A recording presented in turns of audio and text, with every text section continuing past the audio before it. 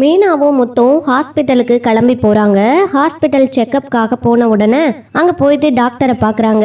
அங்கே சீதாவோட ஹாஸ்பிட்டலுக்கு தான். உடனே டாக்டர் பார்த்துட்டு பரவாயில்லம்மா, இப்போ கொஞ்சம் நல்லா புண்ணெல்லாம் ஆறிக்கிட்டு தான் வருது. அது மட்டும் இல்லாமல் நான் சொன்னதில் மட்டும் கவனமாக இருங்க. வீட்டில் நீங்கள் எந்த ஒரு வேலையும் செய்யவே கூடாது. ரொம்ப இப்போதைக்கு உங்களுக்கு ரெஸ்ட்டு தான் தேவை.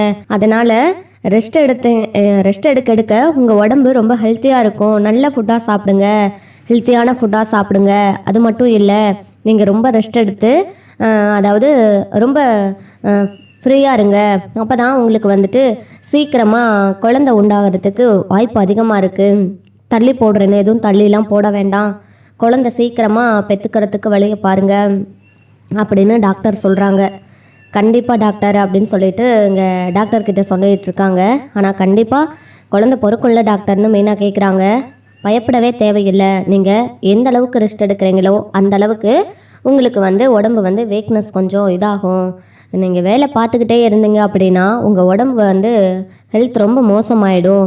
அதனால தான் நான் இவ்வளோ தூரம் உங்ககிட்ட சொல்கிறேன். புரிஞ்சுப்பேங்கன்னு நினைக்கிறேன். வேலையெல்லாம் பார்க்குறதுக்கு ஆள் கூட விட்டுக்கோங்க, ஆனால் பார்க்காம இருக்கிறது தான் உங்களுக்கு நல்லது அப்படின்னு டாக்டர் சொல்லி அனுப்புகிறாங்க. இதையெல்லாம் கேட்ட உடனே மீனாவும் முத்துவும் கிளம்புறாங்க. உடனே இங்கே முத்து சொல்கிறாரு, இந்த மாதிரி மீனா என்ன பண்ண போகிறோம் அப்படின்னு சொல்லி கேட்குறாங்க. எனக்கே அது தாங்க தெரியல. நம்ம இப்போ என்ன பண்ணுறது? வீட்டில் எல்லா வேலையும் நான் தான் செஞ்சாகணும். அங்கே டாக்டர் வேற செய்யக்கூடாதுன்னு சொல்கிறாங்க. இங்கே இப்போ என்னங்க பண்ண போகிறோன்னு சொல்லிட்டு கேட்ட உடனே முத்து இருந்துக்கிட்டு, நீ எந்த வேலையும் செய்யாத, அப்பா கிட்ட நான் பேசிக்கிறேன் அப்படின்னு சொன்ன உடனே, வேற யாருங்க வேலை செய்ய போகிறா? ஸ்ருதிக்கு வேலையே தெரியாது, அத்தையும் வயசாயிருச்சுன்னு சொல்கிறாங்க. அப்போது அந்த வேலையெல்லாம் நான் தானுங்க பார்க்கணும் அப்படின்னு மெயினாக சொல்கிறாங்க. இல்லை, நம்ம வேலைக்கு கூட ஆள் விட்டுக்கலாம், அம்மா செய்யாட்டியும் பரவாயில்லன்னு முத்து சொல்கிறாரு. உடனே சரிங்க அப்படின்னு சொல்கிறாங்க. இப்போதைக்கு நம்ம குழந்தை தான் முக்கியம் மெயினா. அதுக்காக நீ எவ்வளோ தூரம் அழுதன்னு எனக்கு மட்டும்தான் தெரியும். அதுவும் இல்லாமல் நம்மளுக்கும் அப்பா ஆகணும் அம்மா ஆகணும்னு ஆசையும் இருக்கும்ல. அதான் மீனா நான் இவ்வளோ தூரம் சொல்கிறேன் அப்படின்னு முத்து சொல்கிறாரு. சரிங்கன்னு மீனாவும் சொல்கிறாங்க. அதுக்கப்புறமா தான் வீட்டுக்கு வராங்க. வீட்டுக்கு வந்த உடனே இங்கே விஜயா வந்து வரங்குள்ளாட்டையும், எங்கே மீனா போயிருந்த? எம்பிட்டு நேரம்? இங்கே பாரு, போய் கிச்சனில் ஏதாவது சாப்பிட கொண்டு வா அப்படின்னு சொல்கிறாங்க. உடனே பாட்டு இருந்துக்கிட்டு, ஏ விஜயா இங்கே வா, எனக்கு போய் சூடாக காஃபி போட்டு எடுத்துகிட்டு வா போ அப்படின்னு சொன்ன உடனே, மீனா அதான் அத்தை கேட்குறாங்கல்ல, போய் போட்டு எடுத்துகிட்டு வான்னு சொல்கிறாங்க. ஏய் என்ன நீ எப்போ பாரு வீட்டு வாடகைக்கு கூட இருக்கிற பொண்ணுங்க கிட்ட போய் வேலை சொல்லிக்கிட்டு இருக்கிற? போ, நீ போய் போட்டு எடுத்து வா. இப்படியெல்லாம் வேலை வாங்கக்கூடாது. அடுத்தவங்க கிட்ட நம்ம எப்படி வேலை வாங்கலாம் அப்படின்னு பாட்டிமா சொல்கிறாங்க. ஐயோ, பாட்டிக்கு தகுந்த மாதிரி வேற நடக்கணும்னு சொல்லி என் உயிரை இப்படி வாங்குறாங்களேன்னு விஜயா அப்படியே புலம்பிக்கிட்டே போய் வேலை பார்க்குறாங்க. உடனே மீனா இருந்துக்கிட்டு, ரொம்ப அப்படியே, என்னம்மா எங்கேயோ ஹாஸ்பிட்டலுக்கு போகணும்னு சொன்னீங்க, போயிட்டீங்களா அப்படின்னு சொல்லி கேட்குறாங்க. போயிட்டோம் பாட்டி அப்படின்னு சொன்னோன்னே, சரிம்மா என்னம்மா உன் ஹஸ்பண்ட் எங்கே அப்படின்னு, உன் வீட்டுக்காரர் எங்கன்னு சொல்லி கேட்குறாங்க. அவர் கீழே தான் இருக்கிறாரு பாட்டி அப்படின்னு சொல்கிறாங்க. அதுக்கப்புறம் பாட்டியும் அப்படியே மெயின்டைன் மெயின்டைன் பண்ண உடனே அடுத்து இந்த பக்கம் பாட்டி ரூம்குள்ளே போயிட்டு இப்படி மீனாவை, அதாவது எங்கள் ரூம்குள்ளே போய் படுக்கிற மாதிரி படுக்கிறாங்க. அண்ணாமலை கிட்ட சொல்லி மீனாவை மட்டும் வர சொல்கிறாங்க. மீனா வர சொன்ன உடனே மீனா போய் பாட்டியை பார்க்குறாங்க. நீ வாமா, நீ பாட்டியை பாரு, அவளுக்கு எல்லாமே மறந்து போயிடுச்சு, என்ன பண்ணுறதுன்னே தெரியல. அதனால அம்மா கிட்ட நான் தான் இந்த மாதிரிலாம் சொல்லி மாதிரி அம்மா கிட்ட சொல்லியிருக்கேன், எதுவும் தப்பாக எடுத்துக்காத, அம்மா என்ன வேலைக்காரம்மா சொல்கிறாங்களேன்னு சொல்லிட்டு. அதாவது மாமா, நான் எதுக்கு தப்பாக எடுக்க போகிறேன், பாட்டிக்கு குணமானால் எனக்கு அதுவே போதும்னு சொல்கிறாங்க. அதுக்கப்புறமா தான் பாட்டிக்கு விஜயா கிட்டையா வேலை வாங்குறாங்க. மீனாவுக்கு ஃபுல் ரெஸ்ட் விடுறாங்க. பாட்டி ஃபுல் ரெஸ்ட் விட்ட உடனே தான் மீனாவுக்கு ரொம்ப உடம்பு ரொம்ப ஹெல்த்தியாக இருக்குது. உடனே நல்ல ஃபுட்டாக சாப்பிட்டுட்டு இங்கே மீனாவும் அங்கே வேலைக்கு கிளம்ப, வீட்டுக்கு வர, சாப்பிட, தூங்க இந்த மாதிரியே இருக்காங்க. இதையெல்லாம் பார்த்த உடனே விஜயாவுக்கு பொறாம தாங்கவே முடியல. அதுக்கப்புறம் தான் முத்துவும் மீனாவும் ஓடி ஓடி உழைக்கிறத பார்த்த பாட்டி, இப்போதைக்கு அண்ணாமலை அங்கே நான் தோட்டத்துக்கும் போக முடியாது, அங்கே உள்ள வெள்ளாமையில் வந்த பணத்தில் நான் எடுத்துகிட்டு வந்திருக்கேன், அந்த பணத்தை தான் நான் இப்போ முத்து மீனாவுக்கு கொடுக்க போகிறேன், அதை நீயா கடன் வாங்கினேன்னு சொல்லி கொடு. இப்போதைக்கு அவங்கள ரொம்ப கஷ்டப்படுத்த வேண்டாம், வீட்டோட கடன் மொத்தத்தையும் அவங்க தலையில் தான் பாரத்தை இறக்கியிருக்கோம், வேண்டாம், இதுலையும் அவங்கள கஷ்டப்படுத்த வேண்டாம், அவங்களும் சந்தோஷமாக இருக்கட்டும். அதனால் ஏன் பணத்தை நீ அவங்களுக்கு கொடு. உன் பொண்டாட்டை ஏதாவது சொன்னான்னு கொடுக்காம விட்டேன்னா அவ்வளோதான், அவளுக்கு தெரியாமல் கூட கொடு அப்படின்னு சொல்கிறாங்க. சரிம்மா, அவன் என்ன சொல்ல போகிறா, நான் கொடுத்துட்றேன்னு அண்ணாமலை சொல்கிறாரு. சொல்லிவிட்டு யாருக்கும் தெரியாமல் அவங்க 2 பேரும் பேசிக்கிட்டு வந்துடுறாங்க. அதாவது ரூமுக்குள்ளே போகும்போது இப்படி அம்மாவும் பையனும் பேசிட்டு வெளியில் அண்ணாமலை வராரு. வந்த உடனே டே முத்து, ஒரு நிமிஷம் இருடா அப்படின்னு சொல்கிறாங்க. என்னப்பா அப்படின்னு முத்து கேட்குறாரு.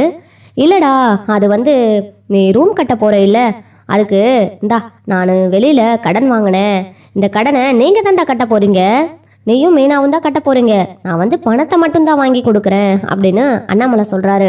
பா, உனக்கு எதுக்குப்பா அந்த சிரமம், நாங்களே பார்த்துருப்போம்லப்பா அப்படின்னு முத்து சொல்கிறாரு. ஆமாம்மாம்மா, எதுக்கு தேவையில்லாமல் இப்படி வந்து கஷ்டப்படுறீங்க அப்படின்னு சொல்லி கேட்குறாங்க. இதில் என்னம்மா கஷ்டம், அது பார்த்துக்கலாம் விடுமா அப்படின்னு சொன்னோன்னே விஜயாவுக்கு கோவம் வருது.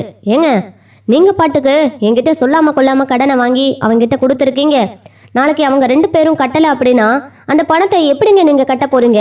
இப்போ என்ன, நீங்கள் வேலையிலையா இருக்கீங்க, ரிட்டையர் தானே ஆயிட்டீங்க, இப்போ இதுக்கு மேலேயும் நம்மளால எப்படிங்க அந்த பணத்தை கட்ட முடியும் அப்படின்னு விஜயா திட்டுறாங்க. இங்கே பாரு, எனக்கு யாருக்கு என்ன பண்ணணும் என்ன பண்ணக்கூடாதுன்னு எனக்கு நல்லாவே தெரியும், நீ ஒன்றும் இதில் தலையிட வேண்டாம், இந்த பணத்தை அவங்க நல்லபடியாக கட்டி முடிச்சிடுவாங்கன்னு சொல்கிறாங்க. அவங்க என்ன மனோஜ் மாதிரி என்ன பிஸ்னஸாக பண்ணுறாங்க? சாதாரண கார் டிரைவரு, இவ சாதாரண பூ கட்டுறவ. அந்த சாதாரண கார் டிரைவர்கிட்டையும் பூ கட்டுறவங்க கிட்டையும் தானே அந்த 48 லட்சம் ரூபாய் கடனை மொத்தத்தையும் அவங்க தலையில் இறக்குனுங்க. ஏன் உன் பிஸ்னஸ் பண்ணுற பையன் அவன் கட்டியிருக்கலாம்ல அப்படின்னு அண்ணாமலை சொல்கிறாரு. உடனே அவன் அப்போது கஷ்டத்தில் இருந்திருப்பான், எல்லாம் பொருளுக்கெல்லாம் காசு கொடுத்துருப்பான், இப்போ அவன்கிட்ட பணம்லாம் நிறைய இருக்குதுங்க அப்படின்னு சொல்கிறாங்க. அப்படின்னா அந்த பணத்தை இவனையே வீட்டு கடன் அடைக்க சொல்கிறியா அப்படின்னு சொன்ன உடனே அது முத்து மீனாவே பார்த்துக்கிறேன்னு சொல்லிட்டாங்க, அது எதுக்கு மனோஜ் பார்க்கணும் அப்படின்னு சொன்ன உடனே எல்லாத்தையுமே கடனை மட்டும் முத்து மீனா பார்க்கணும் அப்படிங்கிற, ஏன் நான் கடன் வாங்கி கொடுத்ததை நீயா கட்ட போகிற, அவங்க தானே கட்ட போகிறாங்க, அப்புறம் நீ எதுக்கு இதில் தலையிடுற, பேசாமல் இருந்தால் போதும் அப்படின்னு சொல்லிட்டு வந்து கொடுக்குறாரு. பணத்தை கொடுத்த உடனே முத்து வந்து அந்த பணத்தை வாங்குறாரு.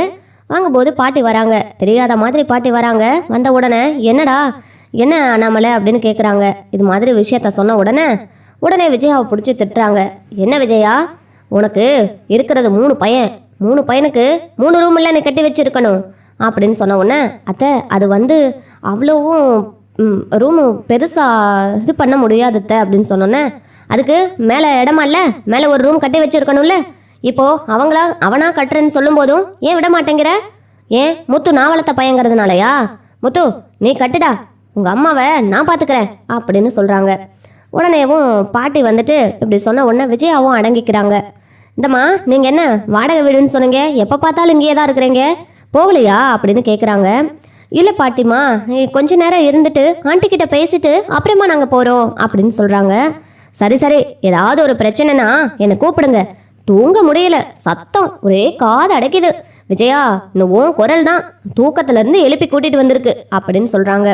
இந்த கிழவி வந்ததும் வந்துச்சு, என் நிம்மதி போயிடுச்சு, வேலை வாங்கி பத்தாத்துக்கு என் உடம்பே ரொம்ப குறைஞ்சி போயிடுச்சு, உடம்பெல்லாம் பாரு அப்படியே நைட்டெல்லாம் தூக்கம் இல்லாமல் ஒரு மாதிரியாக இருக்குது அப்படின்னு விஜயா புலம்புறாங்க.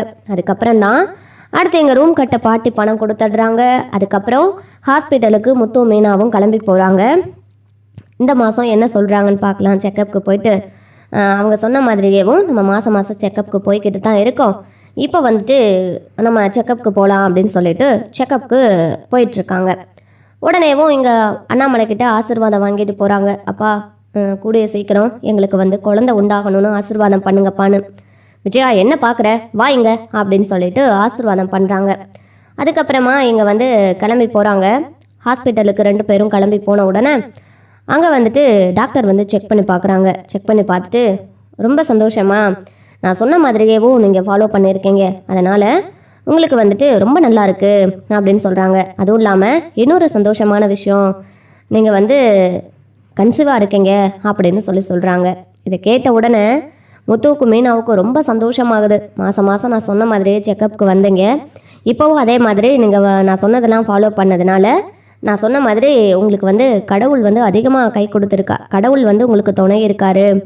அதுவும் இல்லாமல் என்னோடது பாதி தான், அதுக்கப்புறம் உங்களோடது தான் எல்லாமேவும். நீங்கள் ஃபாலோ பண்ணதை வச்சு நான் சொல்கிறேன், அதுக்கப்புறம் இங்கே மாதம் மாதம் செக்கப்புக்கு வந்துடணும் அப்படின்னு சொல்லிட்டு டாக்டர் வந்து சொன்ன உடனே ரொம்ப சந்தோஷமான விஷயம் சொன்ன உடனே இங்கே வந்து டாக்டர் இன்னொன்று சொல்கிறாங்க. இப்போது இதுக்கு முன்னாடி இருந்ததை விட இப்போ ரொம்ப அவங்கள கேர் எடுத்து பார்த்துக்கணும். ஏன்னா ஆப்ரேஷன் பண்ணது வந்துட்டு ஆப்ரேஷன் பண்ண கொஞ்ச நாள்லையேவோ உங்களுக்கு வந்து குழந்தை உண்டாயிருக்கு. அதனால் நீங்கள் ரொம்ப கேர்ஃபுல்லாக இருந்துக்கணும். அப்போ தான் நீங்கள் வந்து நினச்ச மாதிரி குழந்தைய பெற்றெடுக்க முடியும். அவங்களுக்கும் உடம்புல தெம்பு வேணும். அவங்க முன்னாடி இருந்ததை விட இப்போ கொஞ்சம் கூட வேலை செய்யக்கூடாதுன்னு சொல்லி அனுப்புகிறாங்க. வீட்டுக்கு போன உடனே எங்கள் பாட்டிக்கிட்ட எல்லாருக்கிட்டையுமேவும் இங்கே வந்து எல்லார் முன்னாடியுமேவும் மீனா கன்சீவாக இருக்கிற விஷயத்த சொல்கிறாங்க. இதை கேட்ட உடனே எல்லாருக்குமே அம்பிட்டு ஒரு சந்தோஷம்.